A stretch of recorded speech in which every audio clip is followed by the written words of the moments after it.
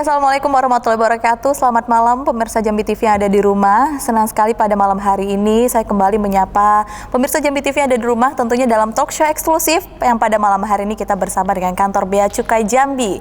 Dan pemirsa Jambi TV yang ada di rumah, apa kabarnya pada hari ini? Semoga dalam keadaan sehat walafiat dan tentunya tetap menjaga protokol kesehatan dari pemerintah ya. Dan pemirsa Jambi TV, seperti yang saya bicarakan tadi bahwa malam hari ini kita melakukan talk show eksklusif bersama dengan kantor Bea Cukai Jambi, dan tentu saja saya akan langsung memperkenalkan narasumber yang saat ini sudah hadir bersama saya. Sudah ada 3 orang narasumber yang nantinya akan berbincang dengan saya di sini dan tentunya dengan pemirsa Jambi TV yang ada di rumah. Dan langsung saja saya akan menyapa untuk narasumber kita yang pertama yang sudah hadir bersama saya di sini, yaitu Kepala Kantor Bea Cukai Jambi. Hadir di sini ada Bapak Ardiatno. Selamat malam Bapak. Selamat malam Mbak. Apa kabarnya Pak malam hari ini? Baik. Sehat ya Pak ya? Alhamdulillah.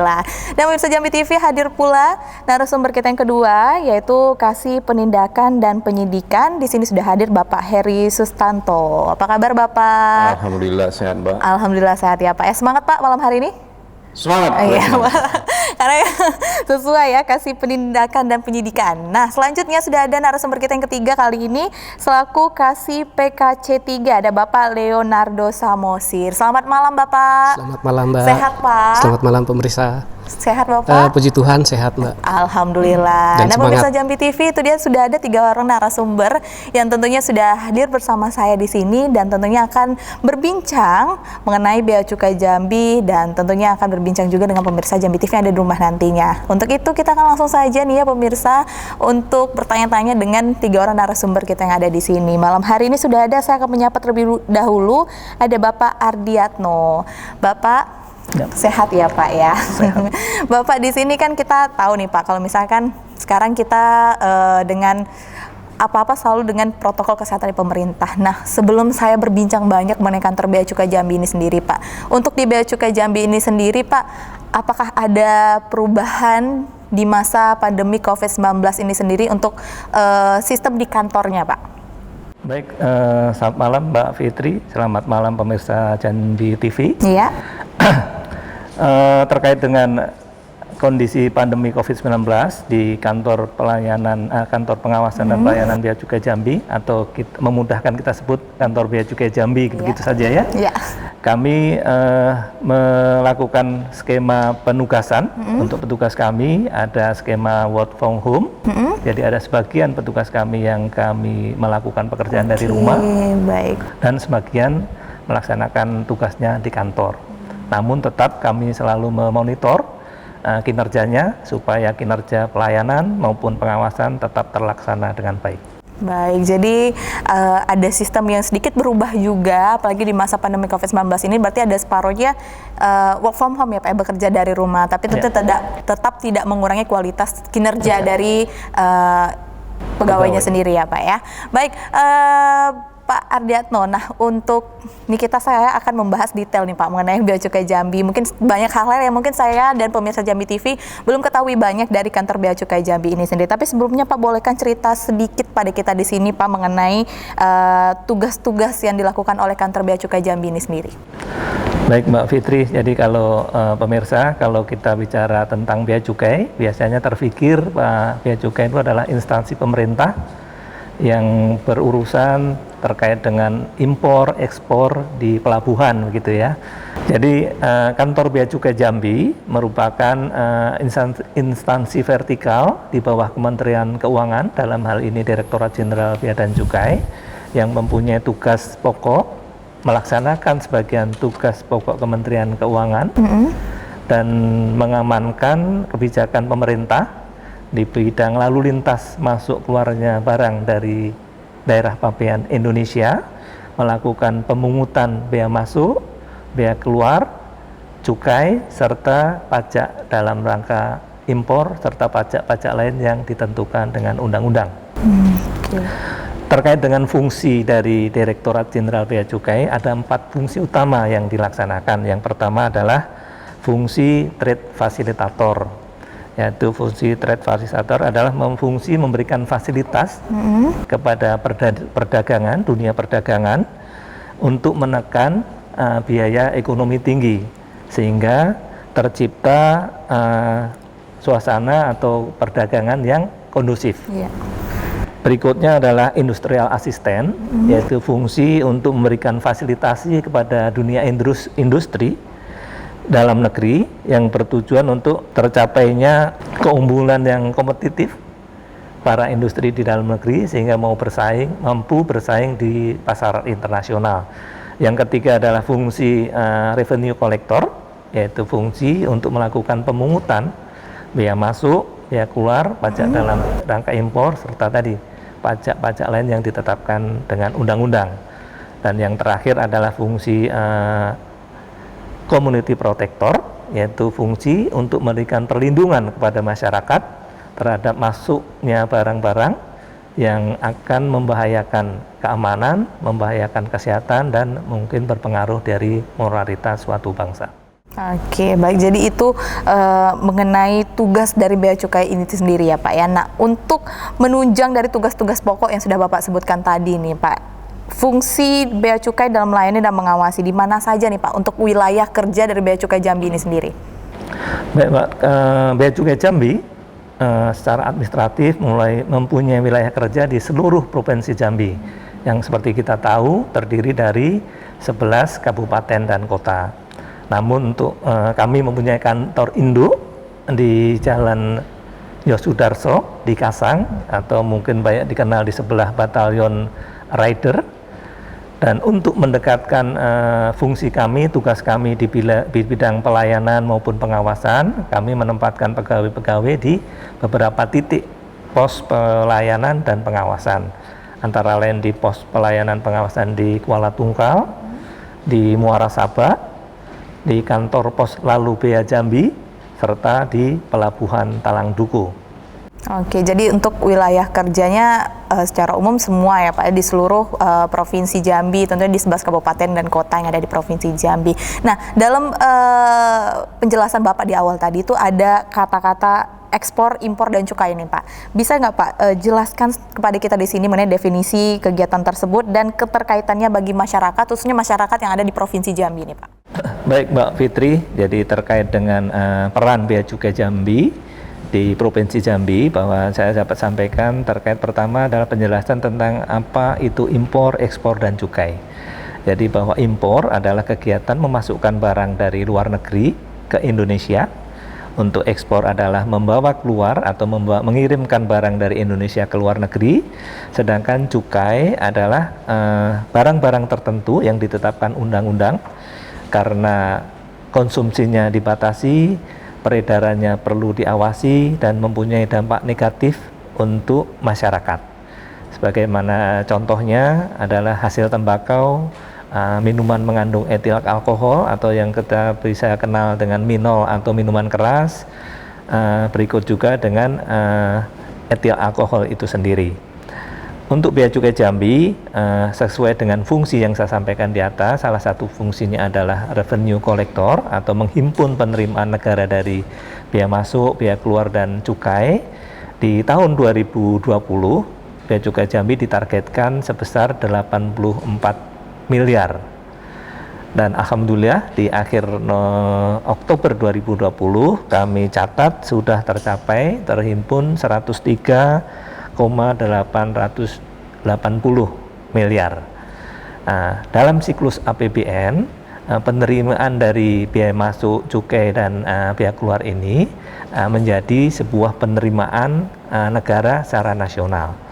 Itu kemudian dalam siklusnya itu akan distribusikan kembali ke beberapa daerah dalam bentuk dana transfer daerah dan dana desa. Bisa dalam bentuk dana bagi hasil, dana alokasi khusus fisik dan non fisik. Dan sebagian tentu saja itu akan ditransfer ke Provinsi Jambi untuk membiayai kegiatan pembangunan-pembangunan yang ada di Provinsi Jambi.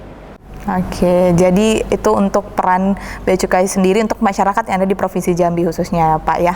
Saya akan lanjut pemirsa Jambi TV perbincangan kita. Tadi sedikit perbincangan, tentunya nanti kita akan bahas kembali dengan Kepala Bea Cukai Jambi. Tapi kali ini saya akan lanjut terlebih dahulu.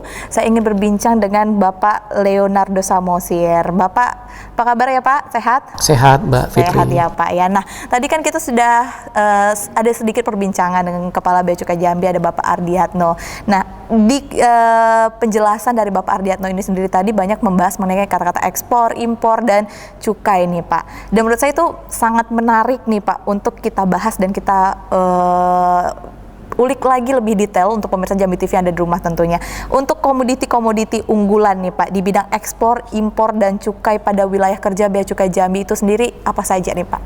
Baik Mbak Fitri, kalau kita berbicara mengenai keunggulan ya, berarti sesuatu yang ada di kita atau ada yang kita apa yang kita miliki atau mungkin apa yang kita bisa tawarkan seperti itu. Jadi kalau kita berbicara mengenai komoditi unggulan, saya lebih tertarik untuk membahasnya mulai dari ekspor dulu. Jadi untuk wilayah Jambi khususnya, sebelumnya bahwa negara kita kan sebagaimana Mbak Fitri ketahui juga dan para pemirsa juga bahwa negara kita belumlah advanced industrial country, masih developing countries, artinya memang sudah ada kegiatan industri tapi baru ya mungkin sampai menengah, belum sampai pada produk akhir atau finish product gitu. Maka dari situ secara khusus Provinsi Jambi, komoditas-komoditas ekspor yang menjadi unggulan kita adalah hasil bumi, baik itu yang mineral maupun yang hayati. Yang mineral contohnya batu bara, dan kemudian yang hayati atau non mineral itu CPO dan turunannya atau crude palm oil, kemudian cangkang biji sawit, itu juga yang menjadi penyumbang terbesar biaya keluar untuk penerimaan bea cukai di Jambi, kemudian kayu olahan, dan juga barang-barang yang diproduksi tidak terlalu tinggi di Jambi seperti bahan baku karet dan juga pulp atau bahan baku kertas yang diproduksi oleh PT LPPI yang menjadi salah satu stakeholder Provinsi Bea Cukai Jambi.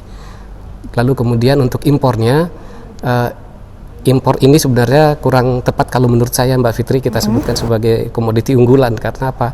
Kita justru ya membeli itu, karena membeli berarti kan mengeluarkan uang ke devisa keluar gitu. Tapi saya lebih cenderung menyebutkannya adalah barang yang banyak diimpor lah gitu. Untuk di Jambi ini para pemirsa mungkin perlu ketahui bahwa yang banyak kita impor dari luar negeri adalah barang-barang yang memang mendukung untuk ekspor tadi. Seperti contoh garam peroksid untuk industri kertas, terus pupuk untuk tanaman sawit, tanaman karet, dan juga fungisida, dan beberapa komoditi yang menjadi kebutuhan masyarakat Mbak Fitri, seperti kacang tanah, kacang kedelai untuk industri tahu tempe.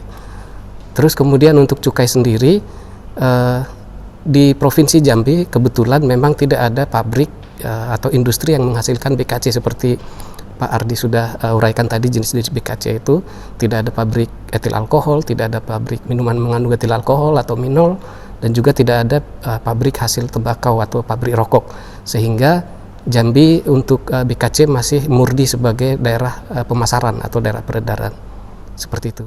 Baik, jadi itu tadi untuk beberapa komoditi-komoditi unggulan khususnya yang ada di Provinsi Jambi dari penjelasan Bapak Leonardo sendiri. Nah, untuk saat ini nih Pak, seperti kita ketahui bahwa saat ini kita memasuki industri 4.0.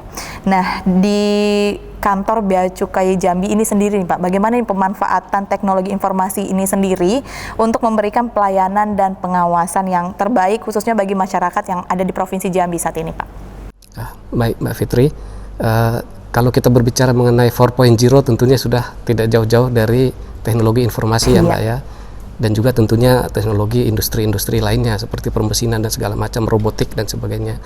Tapi seperti pertanyaan Mbak Fitri tadi, untuk Bea Cukai Jambi, bagaimana kami memanfaatkan perkembangan teknologi informasi ini untuk mempermudah pelayanan kami dan juga mempermudah stakeholder. Tentunya kita sudah inline atau sejalan dengan perkembangan teknologi itu sendiri, kita sudah memiliki berbagai aplikasi untuk mendukung pelayanan kita, yang bisa mendukung kita juga menjadi lebih efisien dengan adanya tanpa menggunakan kertas lagi atau paperless. Kita memiliki CISA, Custom Excise Information and Automation. Itu kita gunakan untuk bertukar data baik dari stakeholder, eksportir, importir, pengusaha BKC, untuk mengirimkan semua bentuk pemberitahuan atau dokumen apapun yang mereka harus sampaikan ke Bea Cukai. Tinggal mereka buka komputernya di kantor, dan kita buka juga di komputer kita di kantor kami. Dan itu kita melakukan penelitian segala aspek yang perlu kita teliti di dokumen itu, kita lihat secara di komputer gitu, bukan di hard copy lagi. Kemudian ada juga Nadin, naskah dinas, singkatan dari naskah dinas. Jadi meja kami itu sekarang Mbak Fitri tidak lagi banyak tumpukan kertas begitu, karena surat masuk, surat keluar juga semuanya sudah di komputer. Bahkan tanda tangan pun kita sudah nggak pakai tangan lagi, Mbak, seperti namanya tanda tangan, sudah pakai tanda tangan elektronik, digital signature gitu. Terus ada juga pelayanan untuk tingkat lokal kantor Bea Cukai Jambi. Artinya kita create sendiri untuk memudahkan stakeholder kita. Ada namanya Sipinang, singkatan dari Sistem Perizinan Dalam Jaringan. Nah, ini untuk melayani para stakeholder kita yang membutuhkan pembongkaran dan penimbunan barang impor khususnya di luar kawasan pabean. Kita punya kawasan pabean di Talang Duku, tetapi apabila ada satu dan lain hal, misalkan daya tampungnya sudah tidak memenuhi, terus kemudian mungkin keterbatasan alat yang tidak bisa membongkar di sana, itu bisa diizinkan di luar kawasan pabean.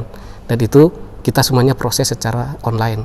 Tatap muka tidak ada, dan juga hard copy tidak berjalan begitu. Jadi selain untuk mengembangkan teknologi informasi, juga di saat ini kan apalagi di masa pandemi ini emang untuk mengurangi tatap muka. Betul, ya Pak Fitri, ya. sangat Jadi pemanfaatannya yang sangat baik tentunya sudah dilakukan oleh kantor Bea Cukai Jambi untuk meminimalisir penyebaran COVID-19, dan juga tentunya untuk mengembangkan teknologi informasi di era 4.0 pada saat ini. Terima kasih banyak Bapak Leo. Tentunya nanti kita akan berbincang banyak lagi dengan Bapak Leo di sini.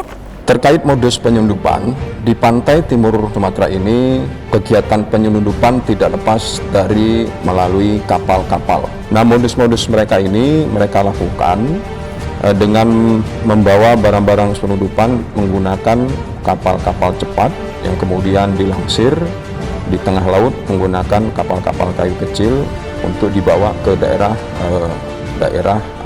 sungai.